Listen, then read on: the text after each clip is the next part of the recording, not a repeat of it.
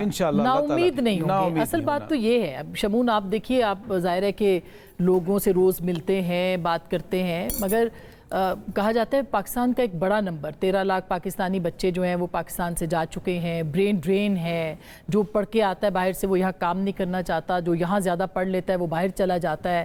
تو کیا ایسا کیوں ہے؟ کیا یہ واقعی بہت بری بات ہے کہ یہاں سے لوگ جا کے باہر کمائیں اور پاکستان ریمیٹنسز بھیجیں، یا یہ اچھی بات ہے کہ لوگ جو ہیں وہ یہاں رہیں؟ بہت شکریہ آسماں، آپ نے مدعو کیا. یہ لیلا مجنو کی طوطا مینا کہانی میری سمجھ میں تو نہیں آتی ہے، اس لیے کہ 25 کروڑ کے اس ملک میں مجھے تو نہ کوئی بس خالی ملتی ہے، نہ کوئی سڑک خالی ملتی ہے کہ لوگ باہر چلے گئے ہیں تو اب ہو کا عالم ہوگا، سناٹا ہوگا. میں یہ جانتا ہوں کہ ایک ملک ہے آئرلینڈ، جہاں 1800 سے مسلسل امیگریشن ہو رہی ہے. دنیا بھر میں آئرش لوگ موجود ہیں اور اس وقت آئرلینڈ میں لوگ کم ہیں اور بھیڑیں زیادہ ہیں. مجھے تو ایسا کوئی پاکستانی شہر نہیں ملا کہ جس میں گدھے زیادہ ہوں اور پاکستانی نوجوان کم ہوں. مجھے تو کوئی ایسی نوکری نہیں ملی جس کے لیے بے بہا لوگوں نے اپلائی نہ کیا ہو. دیکھیے 25 کروڑ کا ملک ہے. ایک زمانہ تھا کہ جب یہاں پر جب یہ ڈیمز بننا شروع ہوئے اور آپ نے برطانیہ کا ویزا ان پہ واقع کیا تو ایک بہت بڑا ڈائسپورا جو ہے ہمارا وہ انگلستان میں جا کے آباد ہوا. آپ نے تو نہیں کہا برین ڈرین ہو گیا.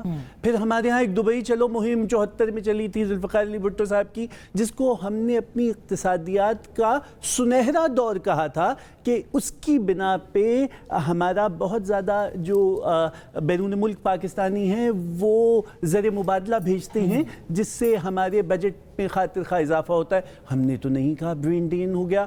ثاقب مجھ سے بہتر جانتے ہیں سن 2000 کی ابتدا میں وہ ایک H1 ویزا شروع ہوا تھا اور بے بہا لوگ جو ہیں اس میں جایا کرتے تھے اور یہاں بہت ادارے کھل گئے تھے کہ جو اس کی سرٹیفیکیشن کرا کے دیتے تھے جن کی بنا پہ ویزا لگتا تھا. ہم نے تو نہیں کہا برین ڈرین ہو گیا.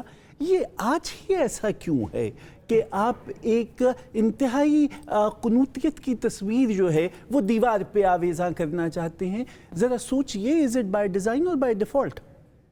آپ کے خیال میں by design? It is by design 100%. دیکھیے آپ اور میں انتہائی متوسط طبقے کے لوگ ہیں. ہم دونوں UET لاہور میں تھے اور آپ اس وقت پنجاب یونیورسٹی کی شعلہ بیاں مقرر تھیں جن کو سننے کو ہم صف بستہ کھڑے ہوا کرتے تھے.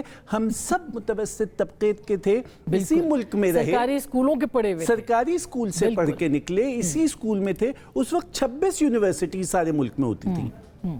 اسی زمین کی خاک میں ہاتھ ڈالا اور وہ سونا بن گئی. بالکل. پروردگار عالم نے اسی کی خاک کو ہم نے ماتھے پہ لگایا، وہ افشاں بن کے دمک رہی ہے. بالکل. یہی مٹی ہے جس نے ہمیں اس مقام پہ پہنچایا. آج 126 یونیورسٹی سے آج آپ اتنی زیادہ تعداد میں لوگ جو ہیں وہ بہت اچھی بات ہے. اگر انہیں بین الاقوامی دنیا قبول کر رہی ہے تو بہت عمدہ بات ہے.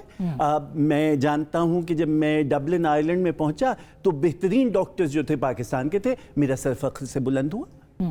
ہم بہت زیادہ خوش ہوتے ہیں کہ نارتھ امریکہ میں ایک اپنا نام کی آرگنائزیشن ہے کہ جو آج امریکہ کی سیاست میں ایک اہم مقام پیدا کر رہی ہے. برطانیہ میں بے تحاشا پاکستانی ڈائسپورا کے لوگ ممبر پارلیمنٹ ہیں.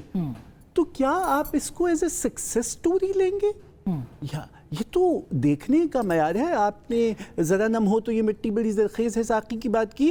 مجھے فیض صاحب کان میں گنگنائے کہ امید سحر کی بات سنو. ہاں بالکل. اور فیض صاحب ہی نے کہا تھا کہ ابھی گرانی شب میں کمی نہیں آئی، نجات دیدہ و دل کی گھڑی نہیں آئی. چلے چلو کہ وہ منزل ابھی نہیں آئی. مطلب اگر جاتے ہیں تو ظاہر ہے کہ پاکستان کو سرمایہ ہی وہاں سے آتا ہے جو ہر مہینے ہم بڑے فخر سے بتاتے ہیں کہ اتنے ریمیٹنسز آئے. ضرور جائیے، لیکن خاک وطن کو گالی دے کے مت جائیے.